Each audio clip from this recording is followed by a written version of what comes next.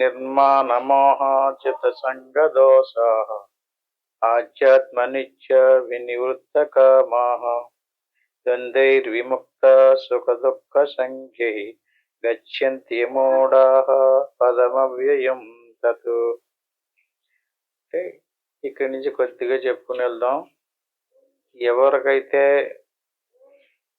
నిర్మాణమోహోజిత సంగదోష అంటే మానమోహాలు లేనటువంటి వాడు, సంఘదోషాలని జయించినటువంటి వాడు, ఆధ్యాత్మనిత్య నిరంతరం ఆధ్యాత్మంలో ఉండేటటువంటి వాడు, సుఖదుఃఖ సంఘే సుఖదుఖాలను వదిలి నిరంతరము ఆ పరమపద ధ్యానంలో ఉండి దాన్ని ఎవడైతే సాక్షాత్కరింపజేసుకుంటాడో, దాన్ని మనం స్థూలంగా చెప్పేది ఏంటంటే, ఎవరు మనసు ఆగిందో, ఆగినటువంటి చోటులో ఏదుందో ఆ చోటుని గచ్చంతి మూఢాః పదమవ్యయం తత్. అంటే దానికి వేరే దర్శించడానికి అవకాశం లేదు. భాష్యంలో కల్పన చేసినటువంటి వస్తువులు దర్శించడం కాదు, ఎన్నిటికీ లోపల ఉన్నటువంటి ఏ పరమపదం అయితే ఉందో, ఏ చైతన్యం అయితే ఉందో, ఈ ఆత్మ పరమాత్మల ఏకత్వమైనటువంటి బ్రహ్మం అయితే ఉందో, గచ్చంతి మూఢాః దాన్ని దర్శించాలి.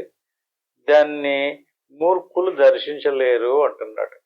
అంటే బహిర్ముఖంగా తనకంటే తనలో ఉన్నటువంటి దేవుణ్ణి వదిలేసి తనకంటే వేరుగా బయట దేవుడు ఉన్నట్టుగా ఎవడైతే చూస్తాడో వాడిని ఇక్కడ మూఢుడు అన్నాడు. అంటే దేవుడు ఎక్కడున్నాడో అక్కడ మానేసి ఎక్కడ దేవుడు కాదో, ఎక్కడ దేవుడు లేడు అక్కడ దేవుణ్ణి చూస్తే వాళ్ళందరూ కూడా మూఢులనే రాశారు ఇక్కడ ఆ 5వ శ్లోకం. ఆ పదాన్ని పదమవ్యయం తత్, అది వ్యయమయ్యేది కాదు, పరిణామం చెందేది కాదు, శాశ్వతమైనటువంటి స్థిరమైనటువంటి. ఈ శ్లోకాన్ని మనం చాలా వివరంగానే చెప్పను. నిర్మాణ మోహ, మోహం ఉండకూడదు, భ్రాంతి. మోహం అంటే సత్యమేంటో తెలిసి ఉండాలి. నిరంతరము కూడా బాహ్య సంబంధమైనటువంటి జిత్ సంఘ దోషాహ, సంఘం యొక్క దోషాలను వదిలి ఉండాలి. నిరంతరం ఆధ్యాత్మనిత్య వినివృత్త కామాః, కోరికలను వదిలేసి నిరంతరము ఆధ్యాత్మ భావంలో ఉన్నటువంటి వాడే, ద్వంద్వాలను జయించినటువంటి వాడికే ఆ పదం దర్శించడం జరుగుతుంది. ఆ పదాన్ని దర్శించేటటువంటి మార్గం అంతర్ముఖవృత్తి, మిగతాదంతా బహిర్ముఖం. ఈ రకంగా ఆ చోటు ఏదైతే ఉందో దాన్ని న తద్భాసయతే సూర్యో న శశాంకో న పావకః యద్గత్వా న నివర్తంతే తద్ధామ పరమం మమ. ఇప్పుడు భాష్యంలో ఒక దేవుడు ఉన్నాడు అనుకోండి, ఆ దేవుడిని చీకట్లో పెట్టారనుకోండి, చూడగలుగుతామా? భాష్యంలో తయారు చేసినటువంటి చాలా గొప్ప దేవుడు అండి అంటారు. ఎంత గొప్ప దేవుడైనా సరే దానికి ఏది కావాలి? ఎలుగు కావాలి. సూర్యుని ఎలుగో, చంద్రుడి ఎలుగో, లేకపోతే దీపాదులు ఎలుగో, అగ్ని ఎలుగో, ఏదో ఎలుగు కావాలి కదా. ఇప్పుడు చెప్పేటటువంటి దేవుణ్ణి నతద్వాసయతే సూర్యో, ఆ దేవుణ్ణి సూర్యుని యొక్క ఎలుగు అవసరం లేదు దానికి. సూర్యుడు దాన్ని ప్రకాశించలేడు. నతద్వాసయతే సూర్యు నశశాంకో నా పావక. శాంక అంటే ఈ చంద్రుడు, చంద్రుని యొక్క ఏలుగు కూడా దాన్ని ప్రకాశింపచేయదు. పావకుడు అంటే అగ్నిదేవుడు, దీపాదులు లాంటి ఎలుగుతోటి కూడా దేవుడు ప్రకాశించబడు. ఇప్పుడు మనం తయారు చేసినటువంటి దేవుళ్ళని దేనితోటి ప్రకాశించబడుతున్నారు? సూర్యుడి ప్రకాశమో, చంద్రుడి ప్రకాశమో, దీపాదుల యొక్క ప్రకాశంలోనో వెలుగుతూ ఉంటాయి. దాన్ని మనం దేవుడు అంటున్నాం. ఈయన అలాంటి కాదు, వీటితోటి ప్రకాశించేవాడు కాదు దేవుడు. వీటికన్నిటి వేరుడుగా యతద్వాస యద్గత్వ ననివర్తంతే తద్ధామ పరమం మమ. యద్గత్వ అంటే యత్ అది, తత్ అంటే అది, మమ నా యొక్క పరమ. యద్గత్వ ననివర్తంతే, ఏది యద్గత్వ ననివర్తంతే నా నివర్తంతే అంటే ఆ పదాన్ని ఎవడైతే, ఇప్పుడు ఏదో దేవుడి దర్శనానికి వెళ్ళారనుకోండి, ఎవడైతే ఆ దేవుడి దర్శనానికి వెళ్ళాడో ఈ సూర్యచంద్రాదులు దీపాదులు వెలుగు ప్రకాశింప చేయలేవు. ఎలాగోలాగా వెళ్ళి దర్శించాడు అనుకోండి, అలా దాన్ని దర్శించినటువంటి వాడు తిరిగిరాడు. యద్గత్వ నని వర్తంతే. ఏమవుతాడు అతను? దేవుడో కలిసిపోతాడు. మరి మనం దర్శనం చేసుకుని మళ్ళీ వచ్చేస్తున్నాం కదా, అంటే ఇప్పుడు మళ్ళీ ఎందుకు వచ్చేస్తున్నాం? మళ్ళీ రానటువంటి తిథి ఏంటి? యద్గత్వ నని వర్తంతే తద్ధామ పరమం మమ. అది ఆ పరమాత్మ యొక్క చోటు. యద్గత్వ తద్ధామ పరమం మమ. అది పరమాత్మ ఉండే నివాస స్థానము. ఎవడైతే దాన్ని దర్శించాడో వాడు దాంట్లో కలిసిపోతాడు అనమాట, ఇంక తిరిగి రాడు. ఇది ఆయన యొక్క స్థితి. ఇది ఏదైతే ఉందో ఇది ఎక్కడుంది? ఇది మనలో ఉంది. మనలో ఉన్నటువంటి దాన్ని మనం దర్శించాలంటే ఏదేది దాటాలి? యద్గత్వ. స్థూల సూక్ష్మ కారణ శరీరాలు దాటిన తర్వాత ఉంది ఆ స్థితి. దాన్ని దాటాలంటే అంతర్ముఖ వృత్తితో అభ్యాసం చేసినటువంటి వాడికే ఆ స్థితి తెలుస్తుంది, మిగతా వాళ్ళకి తెలియబడదు. మిగతా వాళ్ళందరూ కూడా అది తెలియబడాలన్నటువంటి వాళ్ళందరికీ కూడా సులభంగా ఉండేటట్టుగా దేవుడి మీద విశ్వాసము భక్తి కలిగేటట్టుగా లోకంలో అనేక రకాలైనటువంటి దైవ ప్రతిభ రూపాలను తయారు చేసి గుడులు కట్టి పూజించడం పట్టారు. అవన్నీ దేవుణ్ణి తెలుసు, నిజమైనటువంటి దేవుణ్ణి తెలుసుకోవడం. దేవుడికి ప్రత్యేక దేవుళ్ళు వీళ్ళందరూ కూడా. అంటే ఒరిజినల్ దేవుడేటి? ఒరిజినల్ దేవుడి పేరు బ్రహ్మము. అదే బ్రహ్మములో ప్రకృతి ప్రవేశించింది. ప్రకృతి ప్రవేశించడం వల్ల ప్రకృతి ఆ బ్రహ్మమును ఆవహించింది. అంటే సూర్యుని యొక్క ప్రకాశం భూమి మీద పడతలేదనుకోండి, ఏదో అడ్డు వచ్చినట్టు లెక్క. ఏది అడ్డు వచ్చినప్పుడు సూర్యుడి ప్రకాశం పడదో? మేఘం. అట్టి మాదిరిగా ప్రకృతి మేఘం లాంటిది. ఈ ప్రకృతి త్రిగుణాలతో కూడుకున్నటువంటిది. సమోగుణ, రజోగుణ, సప్తగుణాలతో కూడుకున్నటువంటి ఈ త్రిగుణాలతో కూడుకున్నటువంటి ప్రకృతి తమో గుణంతో మన శరీరం నిర్మాణం అయ్యింది. ఇలాంటి శరీరంలో సూక్ష్మ శరీరం ప్రవేశించింది. అది అలాంటిది ప్రకృతిలోని రజోగుణంతోనూ సత్వగుణంతోనూ తయారైనటువంటి సూక్ష్మ శరీరం. జ్ఞానేంద్రియాలు, కర్మేంద్రియాలు, పంచప్రాణాలు, అంతరేంద్రియాలు కలిసినటువంటి సముదాయం ఏదైతే ఉందో దాన్ని సూక్ష్మ శరీరం అంటారు. ఆ సూక్ష్మ శరీరం స్థూల శరీరంలో ఉంది. స్థూల శరీరంలో ఉన్నటువంటి సూక్ష్మ శరీరం ఏదైతే ఉందో నిరంతరము ఏదో ఒకటి తలపోతూ ఉంది, అంటే గుర్తుకు తెచ్చుకుంటూ ఉంది, ఆలోచిస్తూ ఉంది. ఏదైతే ఆలోచిస్తూ తలపోతా ఉందో ఆ ఆలోచించి గుర్తుకు తెచ్చుకునేటువంటి ప్రతి విషయము ఒక రూపం ధరించి మనకు కనపడుతుంది. దాన్నే మళ్ళీ మళ్ళీ తలపోతున్నాం హాయిగా ఆనందంగా ఆ సంకల్ప నిర్మితమైనటువంటి ఆ ప్రాతిభాషిక జగత్తును చూసుకుంటూ ఉన్నాం. ఈ సూక్ష్మ శరీరం ఎందులో ఉంది? స్థూల శరీరంలో ఉంది. ఈ స్థూల శరీరంలో ఉన్నటువంటి సూక్ష్మ శరీరమే బయటికి పోతుంది. మళ్ళీ ఆ సూక్ష్మ శరీరం వచ్చి మళ్ళీ ఇంకో స్థూల శరీరాన్ని సమకూర్చుకుని అందులో ప్రవేశిస్తుంది. అనాది నుంచి యుగాదుల నుంచి కూడా ఈ సూక్ష్మ శరీరమే ఇందులో ఉంది. ఈ సూక్ష్మ శరీరాన్ని ఈయన ఇక్కడ అశ్వత్థ వృక్షం కింద చెప్పాడు. ఈ అధ్యాయం పేరు స్టార్టింగ్ లోనే ఏమి చెప్పారు? మొదటి శ్లోకం ఏంటిది? దాని అర్థం ఊర్ధ్వమూల మదశాఖం అశ్వత్థం ప్రాకురవి చందాం చేసే పర్ణాన్ని యత్వం వేద సవేద. అంటే స్థూల శరీరంలో ఉన్నటువంటి సూక్ష్మ శరీరం ఏదైతే ఉందో అది అశ్వత్థ వృక్షం అన్నాడు ఈయన. అంటే భూమి మీద మొక్క మొలాలంటే భూమి ఆధారం ఉండాలి కదా. అట్టి మాదిరిగా ఈ లోపల ఉన్నటువంటి సూక్ష్మ శరీరానికి స్థూల శరీరం ఆధారం కాదు, లోపల ఉన్నటువంటి ఆత్మ ఆధారం. అంటే తల్లకిందులుగా ఆత్మలో ఏళ్ళుండి చిగుళ్ళు కిందకుండి మొక్క తయారైంది. ఊర్ధ్వమూలం అధశాఖం అశ్వత్థం ప్రాగురవయం. ఈ అశ్వత్థం అంటే కూడా ముందు చెప్పుకున్నాం మనం. శ్వ అంటే రేపు, తం అంటే ఉండేది, శ్వేతం అంటే రేపు ఉండేది. శ్వేతం అనలేదు, అశ్వత్థం అన్నాడు. శ్వ అంటే రేపు, తమ్ అంటే ఉండేది, ఆ అంటే ఉండదు. ఎవరికి ఉంటుంది, ఎవరికి ఉండదు. ఎవరైతే లోపల ఉన్నటువంటి పరమాత్మను దర్శించాడో అటువంటి వాడికి ఉండదు. ఎవడైతే పరమాత్మను దర్శించాడో ఆడికి మాత్రం పోదు. ఎప్పుడు దాకా పోదో? అనాది నుంచి ఎన్ని యుగాలు గతించినా ఎన్ని జన్మలు వచ్చినా కూడా ఈ లోపల ఉన్నటువంటి అశ్వత్థ వృక్షం నశించదు. అటువంటి అశ్వత్థ చందాం చేసే పర్ణాన్ని యత్వం వేద సవేద వేద. అది ఎలా వృద్ధి చెందుతుంది? గుణాలతోటి వృద్ధి పొందుతుంది. ఎలాగా? అధస్వర్ధం ప్రచుత తస్యశాఖ గుణ ప్రవృద్ధ విషయ ప్రవాళ. ఆ వృక్షానికి గుణాలే ప్రధానం. అంటే గుణాలు స్థూల శరీరంలో గుణాలు లేవు, బాగా చూసుకోండి. స్థూల శరీరంలో రోగాలు ఉన్నాయి కానీ గుణాలు లేవు. గుణాలన్నీ సూక్ష్మ శరీరంలోయే. ఈ ఈ వృక్షం గుణ ప్రవృద్ధ విషయ ప్రవాళ. 2 పాయింట్లు. గుణ ప్రవృద్ధ గుణాలతోటి వృద్ధి చెందుతుంది. విషయ ప్రవాళ విషయాదుల వైపుకి తిరిగి ఉంది. విషయాదులు అంటే ఏంటి? చూసేది, తినేది, తాగేది ఇవన్నీ కూడా శబ్ద స్పర్శ రూప రసగంధాదులు అంటుంటారు. ఈ రకమైనటువంటి వృక్షాన్ని చంపమంటున్నాడు. ఈ వృక్షాన్ని చంపాలంటే బయట ఉన్నటువంటి వృక్షాన్ని చంపాలంటే గొడ్డలో కత్తో ఏదో పట్టుకెళ్ళి నరికేయచ్చు. దీన్ని ఎలా నరుకుతారు? ఎక్కడుంది ఇది? మన శరీరంలో ఉంది. శరీరంలో ఉన్నటువంటి వృక్షాన్ని ఎలా నరుకుతారండి? దానికి ఏదైనా ఉపాయం ఏదైనా ఉందంటే ఎలా నరకాలో చెప్పాడు. అదస్యమూల అనుసంతత అని కర్మానుబంధిని మనుషులోకి. ఇది ఎలాగ మనుషులు బంధించింది? ఈ సూక్ష్మ శరీరం అనేటువంటి అశ్వత్థ వృక్షం శరీరంలో ఉండి ఏం చేస్తుంది? ఇది కర్మలు చేస్తుంది, చూస్తుంది, వింటుంది, మాట్లాడుతుంది, తింటుంది, చేయనంటుంది, చేయలేదంటుంది. ఇవన్నీ ఏది సూక్ష్మ శరీరమే ఇంద్రియాదుల ద్వారా చేస్తుంది. ఇది ఎలా వృద్ధి చెందుతుంది?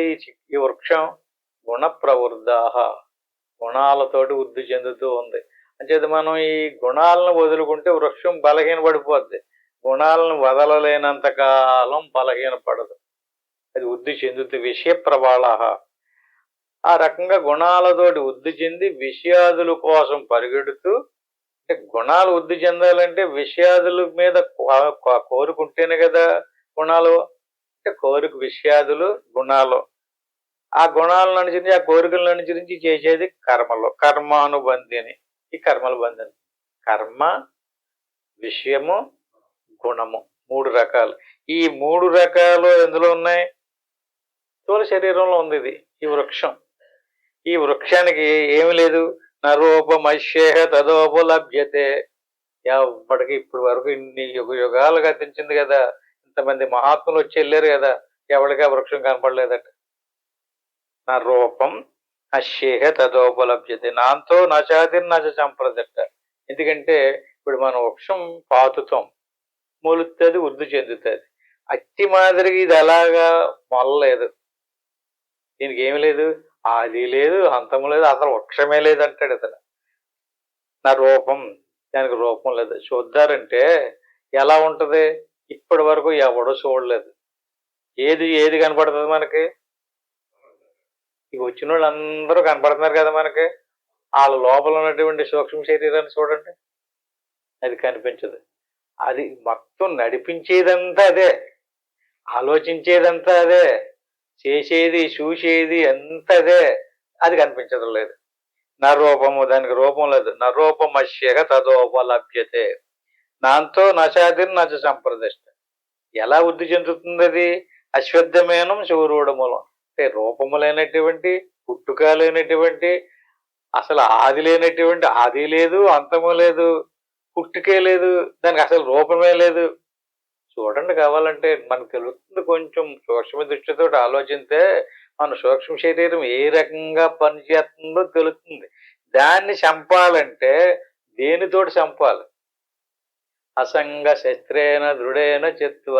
ఈ గొడ్డలో గుణపాల పనిచేయవు. దానికి గొడ్డలతోటి కత్తితోటి నరకాలంటే మన శరీరాన్ని నరికేయాలి అంతే తప్ప లోపల సూక్ష్మ శరీరం ఎలా పోద్ది అంటే దానికి ఎలా? అశ్వత్థమేనం శౌరూఢ మూలం అసంగ శస్త్రైన దృఢైన చెత్త. దృఢంగా పాతుకుపోయింది. ఎన్ని జన్మలు వచ్చినాయో, ఎన్ని జన్మలు పోయినాయో అది మాత్రం చెప్పలేదు. దానికి బీజం ఎక్కడుంది? దానికి బీజం ఎక్కడుందంటే దాని మీద విషయాదుల మీద ప్రీతే దానికి సారం. గుణాలే దాన్ని వృద్ధి పొందించడానికి కారణం. అంచేత దాన్ని ఏం చేయాలి? వైరాగ్యం అనేటువంటి అశ్వత్థమేనం శుభరూఢ మూలం అసంగ శస్త్రేణ. సంగము అసంగము. మనం బాహ్య విషయాదుల మీద అటాచ్మెంట్ పెట్టుకున్నాం, దాన్ని సంగము అంటారు. అటువంటి సంగము లేకుండా అసంగము. అంటే ఏ విషయాదులు చెయ్యండి కానీ అది లేకపోతే నేను బతకలేను అనకూడదు. చాలా విషయాలు ఎప్పటి మట్టిగాళ్ళు ప్రతి ఒక్కడు కూడా నేను అది లేకపోతే ఉండలేనండి అంటాడు. నేను అలా ఉండకపోతే నేను తినలేనండి అంటాడు. అలా ఉండకూడదు. జీవించండి అంతే. కోరికలన్నీ దేంట్లో ఉన్నాయి? స్థూల శరీరంలో లేవు, సూక్ష్మ శరీరంలోనున్నాయి. ఈ సూక్ష్మ శరీరం ఎవడైతే అసంగ శస్త్రం అంటే విషయాదుల మీద వైరాగ్యం అనేటువంటి ఆయుధం తీసుకుంటేనే ఆ శస్త్రాన్ని ఆ శస్త్రం అనేటువంటి ఆయుధంతో వృక్షాన్ని పడగొట్టగలడు. అలా పడగొట్టినటువంటి వాడికి తతః పదం తత్ పరిమార్గితవ్యం. ఆ పదం లభించదు. ఏ పదం? ఆ లోపల ఉన్నటువంటి అశ్వత్థ వృక్షం అనేటువంటి సూక్ష్మ శరీరాన్ని ఎవడైతే పడగొట్టాడో యస్మిన్ గత నన్ను నివర్తంతి భూయ, ఆడు తిరిగి రాడు. అంతేగాని ఇక్కడ దేవుడు కాదు, సూక్ష్మ శరీరం పోతే జన్మ రాదు.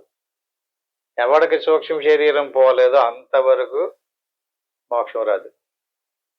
రెండే పాయింట్లు. మీరు ఎన్ని దేవతలను పూజించండి, ఎన్ని దేవుళ్ళని దర్శించండి, ఎన్ని శాస్త్రాలు చదవండి, ఎన్ని చదివినప్పటికీ కూడా ఏమవుతుంది?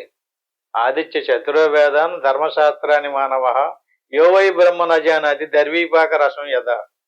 నేను వేదాలు చదివానండి, సంహితలు చదివానండి, బ్రాహ్మణాలు చదివానండి, అరణ్యకాలు చదివానండి, ఉపనిషత్తులు చదివానండి అంటుంటాడు. అలాగే ఇంకా ఇంకా దర్శన మతాలు దర్శనాలు ఒకటి చాలా ఉంది. దీన్ని ఏమంటారు? ఆదిత్య చతుర్వేదాన్ 4 వేదాలు కంఠస్థం చేసిన వాళ్ళు ఉన్నారండి. ధర్మశాస్త్రాన్ని మానవ 18 ధర్మశాస్త్రాలు, వ్యాకరణ శాస్త్రాలు, ఇన్ని కూడా ఆదిత్య చతుర్వేదాన్ ధర్మశాస్త్రాన్ని మానవ యోవై బ్రహ్మ నజానాతి.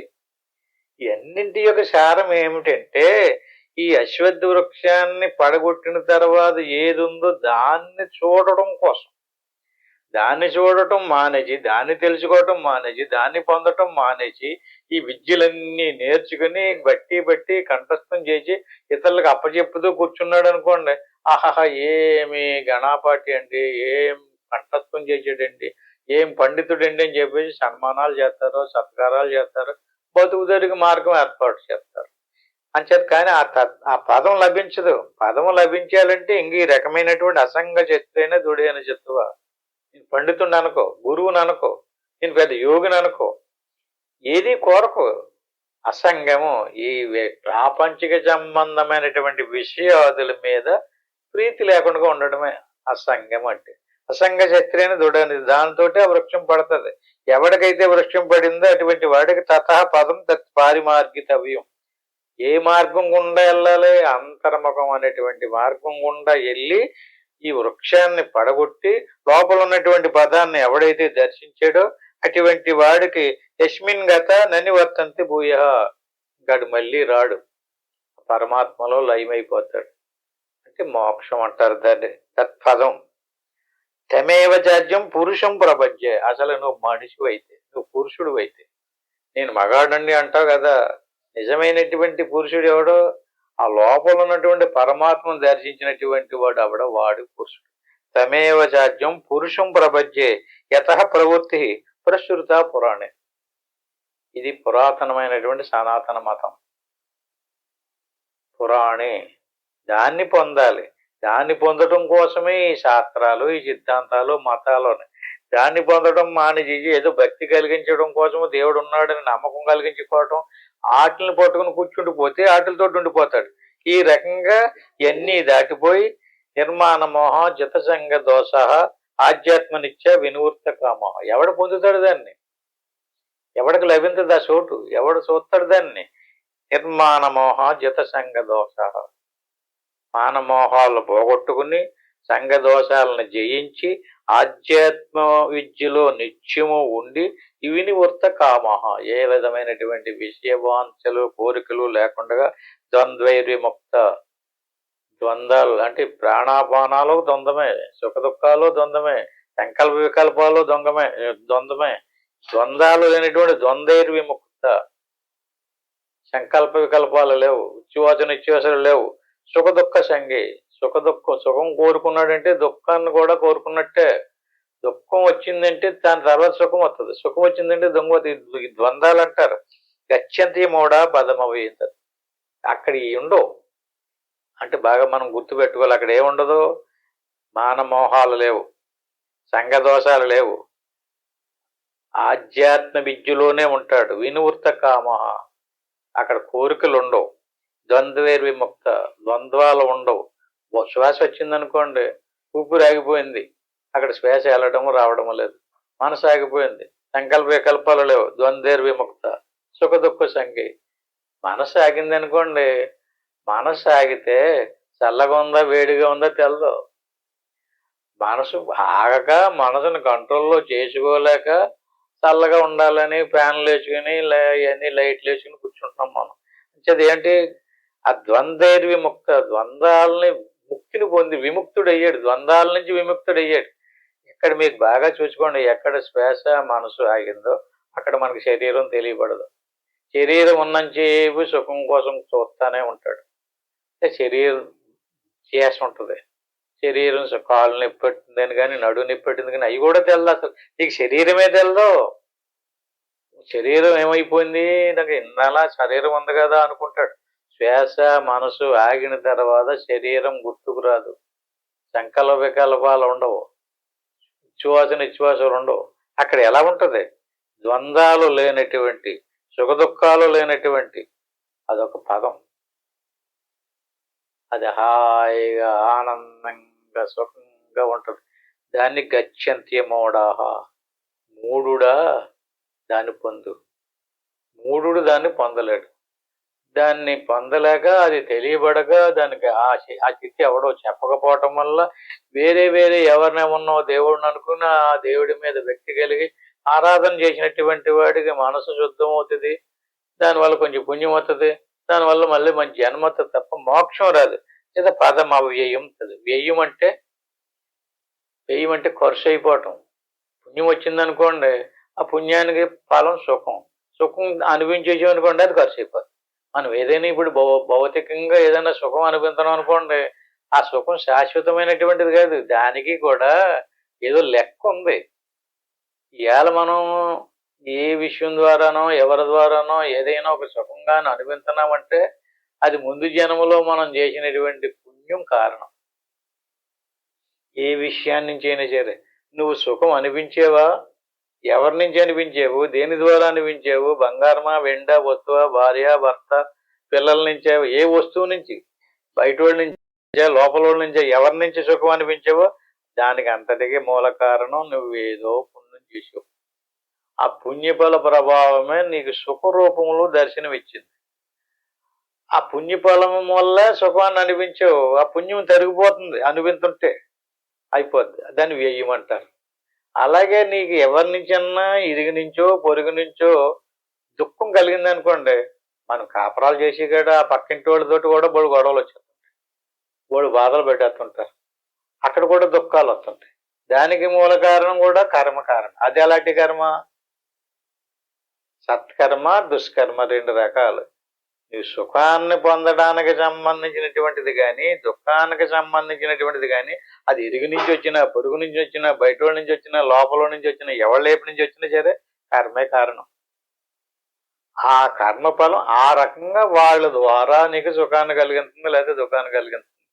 ఆ రకంగా అనిపించేస్తే ఆ సుఖం కానీ దుఃఖం కానీ ఏదో కళ్ళు మూసి ఓర్చేసుకున్నారు అనుకోండి, దాన్నే తితిక్ష అంటారు. జ్ఞానం తెలిసినటువంటి వాడు ఓర్చేసుకుంటాడు. జ్ఞానం లేనటువంటి వాడు తిరగబడతాడు. తిరగబడితే ఏమవుతుందంటే మళ్ళీ కర్మ అవుతుంది. దానివల్ల ఇక్కడ అనిపించాల్సినటువంటిది పోయి తిరిగి అది అనిపించడము అవుతుంది. మళ్ళీ పోరాటం చేసేది కనుక మళ్ళీ కర్మ ఏర్పడింది. దానివల్ల ఏమవుతుంది, వ్యయం అవుతులేదు. మనమే వ్యయం అవ్వకుండా దాన్ని నిలబెట్టేస్తున్నాం. వ్యయం అయిపోయింది, పదం అవ్యయం. ఆ పరమాత్మ పదం ఏదైతే ఉందో అది ఎలా వ్యయం అవ్వదు. ఈ సుఖం కానీ దుఃఖం కానీ అనిపించేస్తే ఎలా వ్యయం అయిపోతుందో. వ్యయం అంటే ఖర్చు అండి. మనం 100 రూపాయలు జేబులో పెట్టుకుని ఎక్కడికో సినిమాకి వెళ్ళాం అనుకోండి, ఖర్చు పెట్టేస్తే ఎలాగైపోతుంది, దాన్ని వ్యయం అంటారు. ఆ రకంగా ఇది పదం అవ్యయం తత్తు, అది వ్యయం కాదు, తత్తు అంటే అది. అటువంటి చోటును ఎదుకు, దాన్ని పట్టుకో. నీకు తెలివి ఉంటే, అది నీకు తెలిస్తే దాన్ని అప్పుడు ఎలాగెళ్ళాలో తెలుసుకుని దాని దగ్గరికి వెళ్తే అప్పుడు నీకు తతద్వాసయతే సూర్యో, ఆ స్థానం ఏదైతే ఉందో, ఆ స్థితి ఏదైతే ఉందో దాన్ని సూర్యుడు ప్రకాశింపజేయలేడు, చంద్రుడు ప్రకాశింపజేయలేడు, అగ్ని కూడా దీపాదులు కూడా ప్రకాశింపజేయలేవు. యద్గత్వ ననివర్తంతే తద్ధామ పరమం. దాన్ని ఏదో రకంగా కనిపెట్టు, మళ్ళీ మళ్ళీ కనిపెట్టు. మళ్ళీ మళ్ళీ అవ్వలేదనుకో, కీలు తెలిసింది కదా, కులువు తెలిసింది కదా, దాన్నే పట్టుకో. మళ్ళీ ఏదో అందులో గడుగు ఇందులో గడుగు అందులో గడుగు ఏమంటుకో, ఏమవుతుంది అది? దాన్ని ఏమన్నాడు ఇందాక, ఆదిత్య చతుర్వేదానం ధర్మశాస్త్రాన్ని మానవ యోవై బ్రహ్మ నజానాది దర్వీపాక రసం చేత. ఈ బాహిర్ముఖంగా తిరిగేమనుకోండి, ఆ నదిలో స్నానం చేస్తే అబ్బబ్బా అంటాడు, లేకపోతే ఆ దైవం అబ్బబ్బా ఏమి విగ్రహం అండి, ఏం జనాలండి, ఏమి విడ్డూరం అండి అంటాడు. అలా బయటికి వెళ్తున్నాం కదా. అలాగే ఆ శాస్త్రం, మళ్ళీ ఇంకో శాస్త్రం, మళ్ళీ ఇంకో సిద్ధాంతం, ఇంకో దేవుడు, ఇంకొక మతం, ఇలా బయటికి వెళ్తే ఏమవుతుంది? అనేక శాఖోపశాఖలతో విస్తరించబడి ఉంది కదా. అలా విస్తరించబడినటువంటిది దాన్ని ఏమంటున్నాడంటే ఇక్కడ ఈయన, ఈ శాస్త్రాలు చదవడం ఇలా తిరిగే వాళ్ళు అందరూ కూడా గరిటెలు అన్నాడు అతను. ఈ గరిటెలే తిరుగుతున్నాయంట. ఎందుకంటే అన్నం వండే కాడ, కూర వండే కాడ, పులుసు వండే కాడ, సాంబార్లోనే ఆ గరిటే తిప్పుతాడు, కూరలోనే ఆ గరిటే. దర్వి అంటే గరిటే. ఆదిత్య చతుర్వేదం వేదాలు చదువుతాడట, పురాణాలు చదువుతాడట, ధర్మశాస్త్రాలు చదువుతాడట, ఇవో తీర్థయాత్రలు చేస్తుంటాడు, దేవదర్శ దర్శనాలు చేస్తుంటాడు. చెప్పాడంటే ఆహాహా ఓహో నువ్వు అందరిని వచ్చి కూర్చునిలా చేస్తుంటాడు. వీళ్ళందరూ గరిటెలు అన్నాడు ఈయన కృష్ణ పరమాత్మ. దరివి పాక రసం లేదా. గరిటికి ఏం తెలదో, కృషి తెలదు. కానీ దాన్ని తిప్పలేని చూడలేదు. ఇంకా గరిటె లేకపోతే అక్కడ పని అవుతుంది, చెయ్యట్టు తిప్పలేం కదా. ఆ రసంలోని, ఆ సారులోను సాంబార్లోని గరిటె కావాలి, కూరలోను అన్నంలోనూ గరిటే కావాలి. ఆ దర్వీపాక రసం అట్టి మాదిరిగా అన్నిటిలోని ఈడే ఉంటాడు. అన్ని ఆ నిదుక్కుల్ని ఈడే, అన్ని చదువుతాడు, అన్ని చూస్తాడు, అన్ని చేస్తాడు. ఏది దర్శించడు? ఈ పదాన్ని దర్శించడు, ఈ చోటుని దర్శించడు. అంటే ఈ చోటు తెలియాలి. పదే పదే గురిపెట్టి నువ్వు నిరంతరము దీని మీదే చూడు. ఆ లోపల ఉన్నటువంటి స్థితి ఏదైతే ఉందో అది ఎవరో అనుకుంటున్నావేమో, అతను ఎవడో కాదయ్యా బాబు. మమైవాంశో జీవలోకే జీవభూత సనాతన. ఈ శ్వాస మనసు ఆగిన తర్వాత ఏదైతే ఉందంటున్నావో అది నా అంశము. నీ శరీరం లోపల, నీ సూక్ష్మ శరీరానికి లోపల నా అంశం ఉంది. మమైవాంశో జీవలోకో జీవభూత సనాతన. నా అంశము నీ శరీరంలో ఉండబట్టి దాన్ని జీవుడు అన్నారు. నీ అంశం నా అంశంలో కలిసిపోతేను, పాలు పట్టుకెళ్ళి పాలలో పోతే ఏమవుతుందండి? కలిసిపోతాయా? నీళ్ళు పట్టుకెళ్ళి నీళ్ళలో పోతున్నా, నూనె పట్టుకెళ్ళి నీటిలో పోతున్నా కలదు కదా. దేవుడే దేవుళ్ళో కలుపుతాడు. నాకు గుర్తు పెట్టుకోండి. నీ శరీరాన్ని పట్టుకెళ్ళి దేవుళ్ళో కలిపేద్దారంటే కలిసిపోవడం. నీ మనసు కలుపుకోవడం, నీ బుద్ధిని కలుపుకోవడం, ఈ ప్రాణాన్ని కలుపుకోవడం, ఈ ప్రకృతిని కలుపుకోవడం. అతను ప్రకృతి జడం, ప్రకృతి విషయాదులతో కూడుకున్నటువంటి వస్తు సముదాయం. అంటే ఈ వస్తు సముదాయంతో కూడుకున్నటువంటిది అంతా ఓడగొట్టుకుని ధ్యాన మార్గం ద్వారా ఆ లోపల ఉన్నటువంటి చైతన్యాన్ని వేరుపరచాలి. పాలను తీస్తున్నారు, కాస్తున్నారు. వెన్నం తీయాలంటే పాలులోంచి వెన్న డైరెక్ట్గా రాదు కదండి. దానికి కొంత ప్రయత్నం చెయ్యాలి. ఎలాంటి ప్రయత్నం?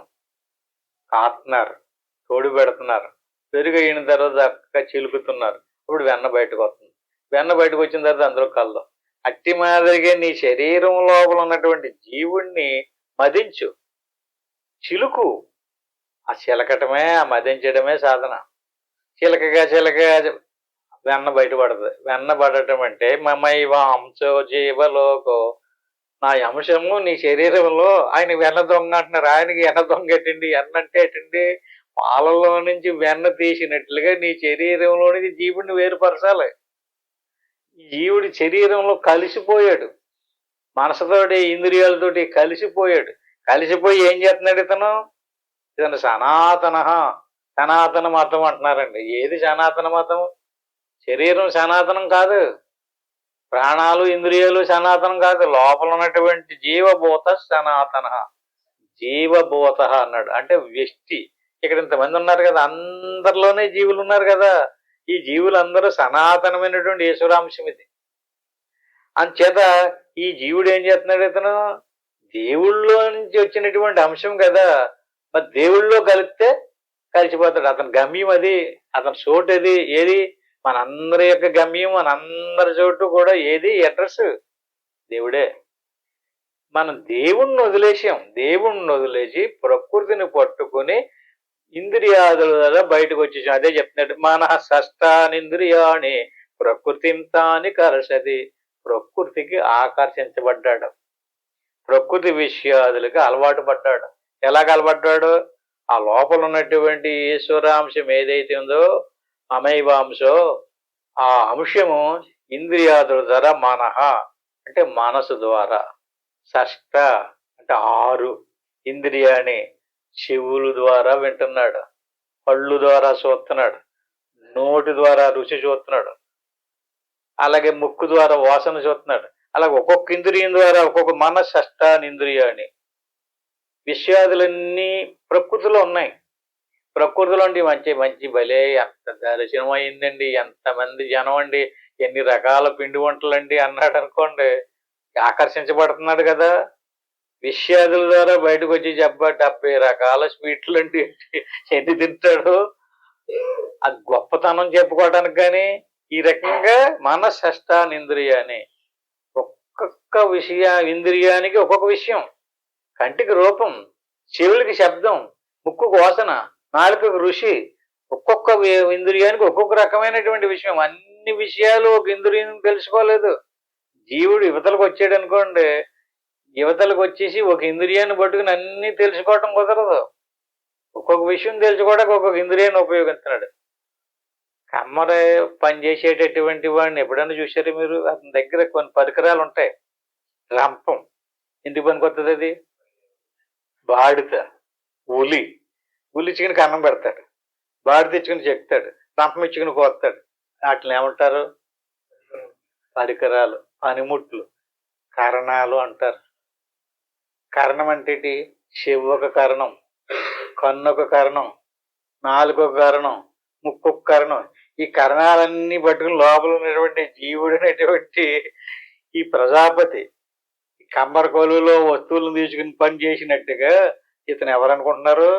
ఈ జీవుడు మన షష్టానింద్రియాన్ని ఒక్కొక్క పనిముట్టుని ఉపయోగించి ఒక్కొక్క పని చేస్తున్నాడు. పని చేస్తే ఏమవుతుందంటే కర్మ అవుతుంది. ఆ చేసేటటువంటి కర్మ ఏదో ఊరికే ఊసిపోక చేస్తలేదు, మనసు పెట్టి కదా చేస్తున్నాడు. ఆ చేయడం వల్ల కర్మకి కూర్చుంటుంది. ఆ కర్మను అనిపించడానికి మళ్ళీ తీసుకొచ్చి పెడుతుంది. అంటే తను బయటికి వచ్చేసి ప్రకృతికి ఆకర్షించబడిపోయి ప్రకృతి విషయాదుల ద్వారా కర్మలు చేసుకుంటూ కర్మ ఫలాన్నంత పోగొట్టాడు. పోగొట్టినటువంటి వాడు పరిస్థితి ఏమవుతుందండి? ఇప్పుడు ఈ జీవుడు ఎవరు? ఇంతకని దేవుని యొక్క అంశ అంటున్నాడు కదా, మమైవాంశో. ఈ శ్లోకాన్ని కంఠస్థం చేయండి అందరూ కూడా. మమైవాంశో జీవలోకే. ఈ జీవులందరూ కూడా ఈశ్వరాంశమే. నువ్వు డౌట్ పడకో, నువ్వు సందేహపడకో.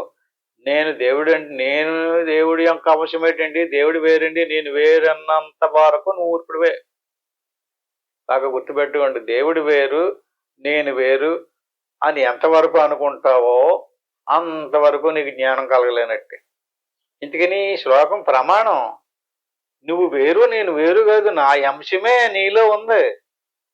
అంచేత నీ అంశం, నా అంశ నీలో ఉండి ప్రకృతికి వశమైపోయి ఆకర్షించబడిపోయి కర్మలు చేసుకుంటూ కూర్చుంది. ఇప్పటికన్నా మేలుకొని, ఇప్పటికన్నా తెలుసుకుని నువ్వు నా ఏపుకు తిరుగు. నా ఏపుకి తిరిగితే నాలో కలుపుతావు. ప్రకృతి వైపు తిరిగినంతకాలం ఎందులో కలుపుతావు? ప్రకృతిలో కలిసిపోవటం కుదరదు. ప్రకృతితోటి కలిసిపోక కర్మలు చేసుకుంటూ కూర్చుంటావు. అంటే జీవునిలో ప్రకృతి వైపుకి తిరిగిపోయి కలిసిపోవడం వల్ల ప్రకృతి అంశం ప్రవేశించింది. ఇంతకే చేయవలసిన పని ఏంటి? ప్రకృతికి సంబంధించినటువంటి అంశాన్ని తీసేయటమే జీవుడు చేసే పని. ఎలాగా? ఇప్పుడు పాలలో నీళ్లు కలిసిపోయి అనుకోండి, ఎలా తీసేయాలి? అది ఇంకా మనకు రాదు కదా. దానికి నీరు కలిసిపోతే పాలను తీసుకుని నీరు వదిలేసేటటువంటి జాతులు కూడా కొన్ని ఉన్నాయి. వాటికి అంశ అంటారు. అంశ పాలు నీళ్లు కలిపేసి పళ్ళెంలో పోసి పెడితే పాలను తీసుకుని నీరు వదిలేస్తుందట. దానికి అలాంటి టాలెంట్ ఇచ్చాడు భగవంతుడు. ఇప్పుడు మనకు ఆ పాలు తీరా కలిసిపోయినాయి అనుకోండి, నీళ్లు పాలని వేరుపరచడం చేత కాదు మనకి. అంశకు చేతనం. అందుకనే అంశ క్షీరమివాంబు మిశ్రం. మిశ్రమం అయిపోయినటువంటి పాలు నీళ్ళని వేరుపరిచే గుణం అంశకు ఎలా ఉందో అలాగే మనలో ఒక అంశ ఉంది. ఆ అంశ పేరు శ్వాస. దాన్ని పట్టుకోండి, అది వేరుపరుతుంది.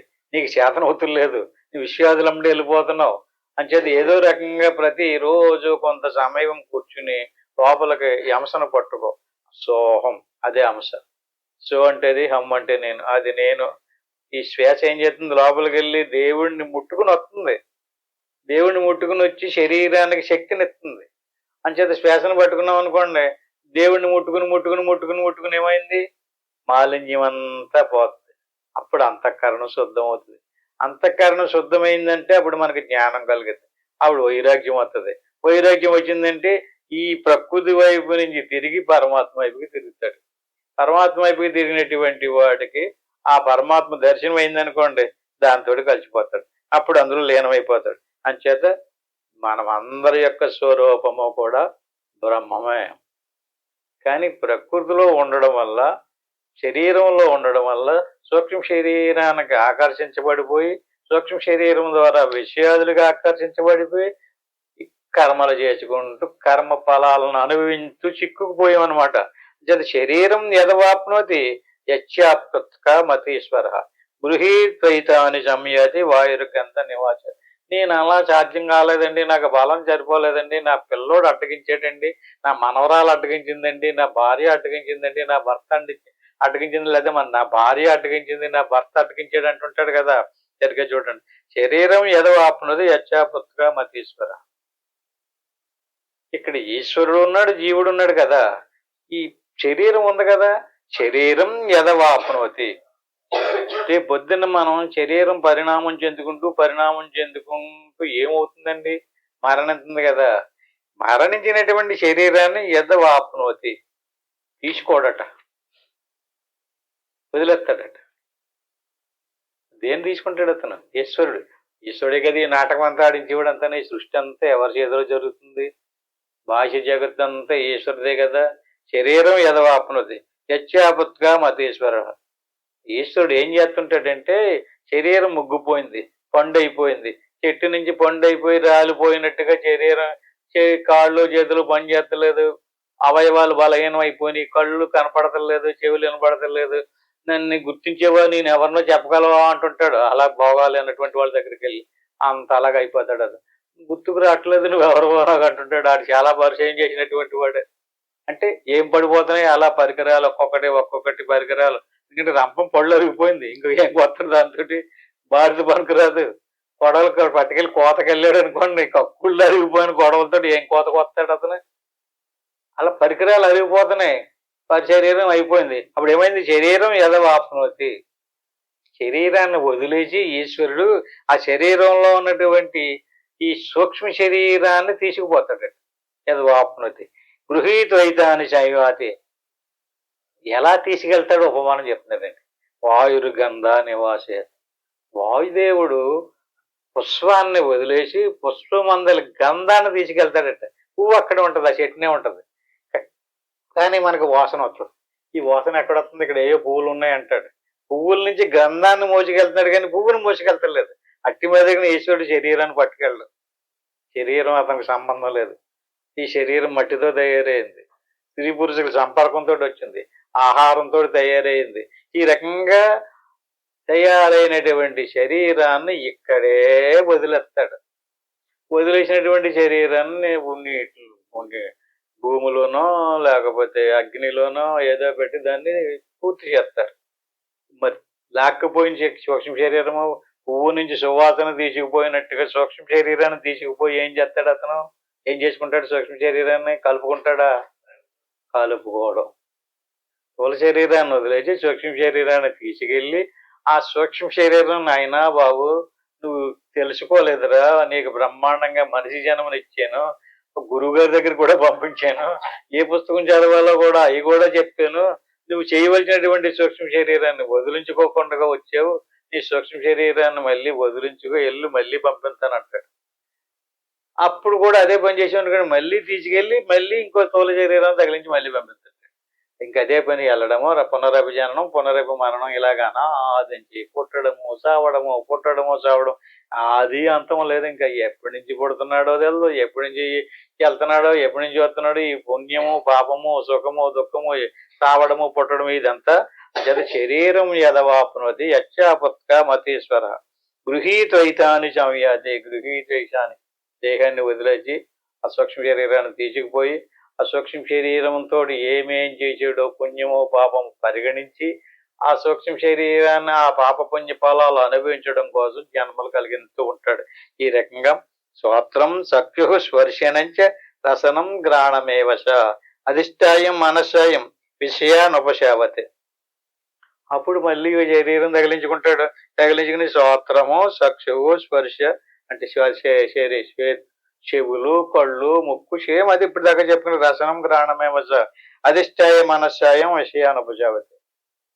అధిష్టానాన్ని గుర్తించలేడు. ఈ శ్లోకాన్ని వచ్చేవారు ఇంకా బాగా వివరంగా చెప్పుకుందాం. ఇంతటి ముగించుకుందాం. హరి ఓం తత్సత్. ఆత్మబంధువులారా, మళ్ళీ మళ్ళీ మళ్ళీ గుర్తు చేసుకోండి. నిరంతరము కూడా ఆత్మస్వరూపాన్ని దర్శించడానికి ప్రయత్నం చేయాలి. ధ్యానం ఒక మెట్టు, విచారణ ఇంకొక మెట్టు. ధ్యానము విచారణ ద్వారా ఆత్మ సాక్షాత్కారం పొందినటువంటి వాడికి మోక్షం లభించింది. అంచేత నిరంతరము ఆ అభ్యాసం ఎలా చెయ్యాలో ఇప్పుడు మళ్ళీ ఒకసారి చెప్పుకుందాం. ఇలా ప్రశాంతంగా కూర్చుని గురురు బ్రహ్మ, గురురు విష్ణువు, గురురేవ మహేశ్వర, గురువు సాక్షాత్తు పరబ్రహ్మ తస్మై శ్రీ గురువు. దీన్ని గురుమంత్రం అంటారు. దీన్ని ఒకసారి అనుకోవాలి. ఓం నమ శివాయ. దీన్ని పంచాక్షరి మంత్రం అంటారు. దీన్ని 3 సార్లు అనుకుని ఆ పని ఏమనుకోకుండా లోపలికి శ్వాస వెళుతూ వస్తూ ఉంది. అలా వెళుతూ వస్తూ ఉండే శ్వాసను గమనిస్తూ ఉంటే సోహంభావ పూజ. ఇలాగా పదే పదే ఏకాగ్రతగా ఏమీ అనుకోకుండా చేస్తూ ఉంటే ఆ శ్వాస మనసు సన్నగిల్లి ఆగిపోయినప్పుడు ఇప్పుడు దాకా చెప్పినటువంటి ఆ పరమపదం మనకి దర్శనం అవుతుంది. అప్పుడు కర్మలన్నీ నశిస్తాయి, ఆత్మజ్ఞానం కలుగుతుంది, దానివల్ల మోక్షం వస్తుంది. చేత మళ్ళీ జన్మ రాదు. అందుకని నిరంతరము ఈ సాధన అభ్యాసం చెయ్యండి. ఇంటికి వెళ్ళిన తర్వాత ఎంతంత అవకాశం ఉంటే అంత ప్రయత్నించండి. ఇప్పుడు మాత్రం నేను ఓంకారం చెప్పేదాకా చక్కగా అభ్యాసం చేయండి. ఓం